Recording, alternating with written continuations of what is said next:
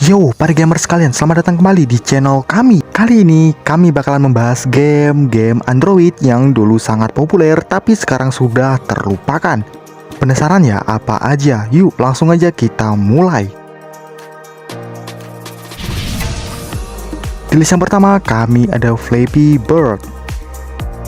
Dirilis pada tahun 2013 oleh seorang developer asal Vietnam, Dong Nguyen. Game ini sempat menjadi fenomena di seluruh dunia karena gameplaynya yang sederhana tapi sangat menantang. Dengan gameplay yang sangat sederhana, kalian hanya perlu tap-tap layar nih untuk membuat burung kecil ini terbang melewati pipa-pipa yang menghalangi. Dari kesederhanaan inilah menjadi daya tarik utama dari game Flappy Bird ini. Dan banyak nih orang yang terobsesi dengan game ini karena tingkat kesulitannya yang tinggi. Sayangnya, popularitas yang mendadak meroket juga membuat banyak kontroversi dari game ini, dan akhirnya game ini ditarik dari peredaran oleh pengembangnya sendiri yaitu Dong Nguyen. Di list yang kedua, kami ada Temple Run. Temple Run adalah game Endless Runner yang dirilis oleh Ibangi Studios pada tahun 2011. Dalam game ini, kita berperan sebagai seorang penjelajah yang berlari untuk menyelamatkan diri dari kejaran monster setelah mencuri artefak dari sebuah kuil kuno. Tugas kita adalah berlari sejauh mungkin sambil menghindari rintangan dan mengumpulkan koin. Salah satu aspek yang membuat Temple Run jadi populer adalah sistem pencapaian dan leaderboard. Kalian bakalan terus berusaha memecahkan rekor pribadi kalian dan bersaing nih dengan para teman-teman kalian untuk mendapatkan skor yang paling tinggi. Hal ini menambah elemen kompetitif yang membuat game ini semakin menarik. Tapi meski awalnya sangat populer nih ya, kini game Temple Run seakan sudah terlupakan. Kenapa ya? Jadi Ibangi Studios juga merilis beberapa spin-off dari game Temple Run. Ada Temple Run Brave dan Temple Run 2 yang juga meraih kesuksesan yang besar. Tapi nih ya, seiring berjalannya waktu, minat para pemain sudah mulai berkurang. Salah satu alasannya adalah kurangnya inovasi nih dalam gameplaynya. Meskipun Temple Run 2 membawa beberapa peningkatan ya, pada dasarnya inti dari game ini tetap aja sama, yaitu membuat para player juga mulai merasa bosan. Di list yang ketiga, kami ada Angry Birds. Angry Birds pertama kali dirilis oleh Rovio Entertainment pada tahun 2009. Pada masanya nih ya, game ini sangat digemari karena gameplaynya yang adiktif dan karakter burung yang ikonik. Dalam game ini, kita akan menggunakan ketapel untuk meluncurkan burung-burung yang marah dengan tujuan menghancurkan struktur bangunan yang melindungi babi-babi yang berwarna hijau ini.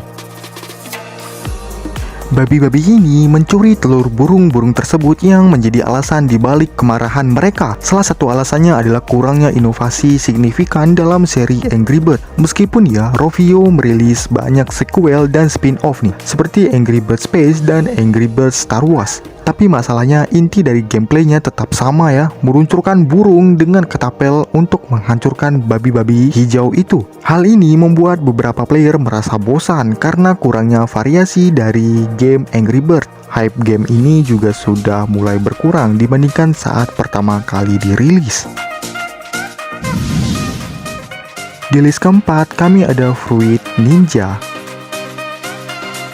Pertama kali dirilis oleh Halfbrick Studios pada tahun 2010.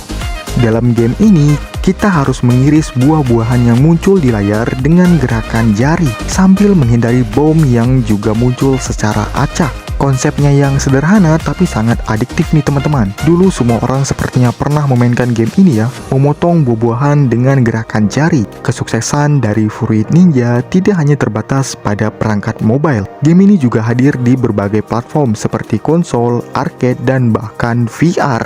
Ini menunjukkan betapa besar dampaknya dan bagaimana game ini bisa menembus berbagai pasar dengan kepopulerannya.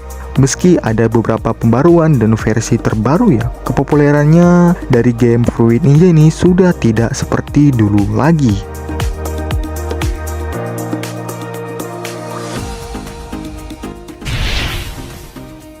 Yang kelima nih, kami ada game Draw Something. Game Draw Something pertama kali dirilis oleh OMG Pop pada tahun 2012. Dalam game ini, pemain bisa bermain dengan teman atau orang lainnya di seluruh dunia dengan menggambar kata yang diberikan, dan para player lain bakalan menebak gambar yang udah dibuat oleh lawan atau teman kita sendiri. Konsepnya lumayan sederhana ya kan, tapi sangat interaktif dan menyenangkan. Game menggambar ini sangat populer nih pada awal perilisannya, memungkinkan para pemain untuk menggambar dan menebak gambar dari pemain lain atau teman kalian. Namun ya, popularitasnya menurun seiring waktu, meskipun konsepnya masih menyenangkan ya. Walaupun sudah berusaha nih untuk menjaga relevansi Draw Something dengan merilis sequel dan pembaruan yang menawarkan fitur-fitur baru, namun, inovasi ini tidak cukup nih untuk menarik dan mempertahankan minat para player dalam jangka yang panjang.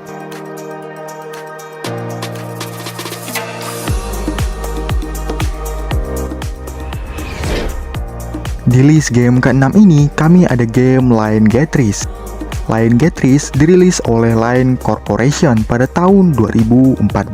Game ini menawarkan pengalaman bermain monopoli yang seru dengan sentuhan yang modern, di mana kita bisa bermain dengan teman-teman kita secara online dan berkompetisi untuk menjadi yang paling terkaya. Lion Corporation terus berusaha nih menjaga daya tarik game ini dengan memperbarui konten-konten secara berkala, terus menambahkan fitur-fitur baru dan mengadakan event-event spesial. Usaha ini menunjukkan komitmen mereka untuk memberikan pengalaman bermain terbaik bagi para playernya. Game ini juga mulai kehilangan pamornya saat Clash of Clans itu muncul.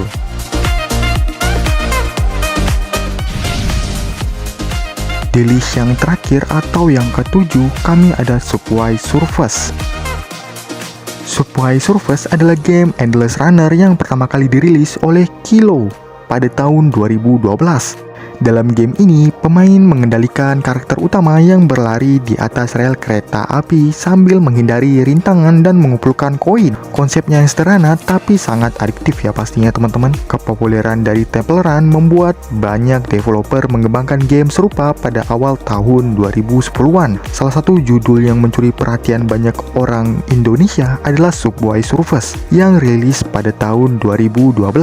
Game ini juga mengusung konsep Endless Runner dan para player berusaha untuk lari sejauh mungkin buat dapat nilai tertinggi. Sayangnya nih ya, seperti Temple Run, Subway Surfers juga kesulitan bersaing melawan game lain yang bisa dibilang mengusung gameplay yang kompleks. Tingkah laku dari para player dalam bermain game membuat game single player seperti Subway Surfers kini menjadi genre yang sangat kurang lah ya. Padahal dulunya ini merajai banget lah market.